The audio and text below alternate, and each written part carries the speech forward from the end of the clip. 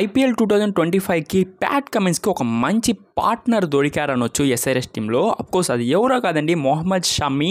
ఒక super bye అనొచ్చు. 10 కోట్లకి ఎస్ఆర్హెచ్ అనేది మొహమ్మద్ షమీని ఐపీఎల్ 2025 మెగా ఆక్షన్లో కొన్నారు.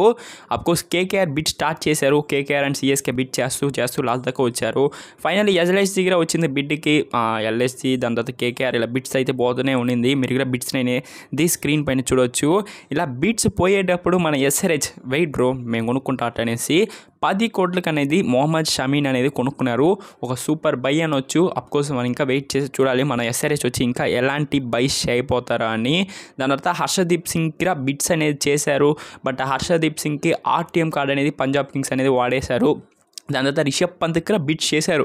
20 కోట్ల దాకా బిట్స్ అనేది చేశారు. ఇదని చాలా షాకింగ్గానే ఉండింది. మొహమ్మద్ షమీని కొనింది ఓకే, దాని ముందు అయితే ఒక 2 బిట్స్ అయితే చేశారు. లైక్ రిషబ్ పంత్కి, దాని తర్వాత హర్షదీప్ సింగ్కి ఇలా బిట్స్ అయితే చేశారు. కానీ వాళ్ళని కొనలేకపోయారు. ఎందుకంటే రిషబ్ పంత్ 27 కోట్లకి వెళ్ళిపోయాడు. దాని తర్వాత హర్షదీప్ సింగ్కి ఆర్టీఎం కార్డ్ అనేది పంజాబ్ వాడేసింది. వాళ్ళు ప్రైజ్ అనేది ఇంక్రీజ్ చేశారు. Sunrisers Hyderabad team increase చేసినప్పటికీ పంజాబ్ అనేది ఆర్టీఎం కార్డు వాడి హర్షదీప్ సింగ్ని కొన్నారు.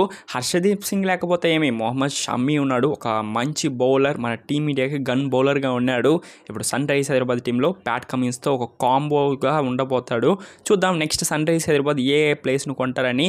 ప్రతి ఒక్క అప్డేట్స్ అనేది మన ఛానల్లో వస్తూ ఉంటుంది. ప్రతి ఒక్కరు అనేది సబ్స్క్రైబ్ చేసుకోండి మన ఛానల్కి. ఈ వీడియో నచ్చింటే లైక్ చేయండి. నెక్స్ట్ వీడియోలో తొందరగా కలుద్దాం. అప్పుడు దాకా signing off your Abhishek Nitin. Take care.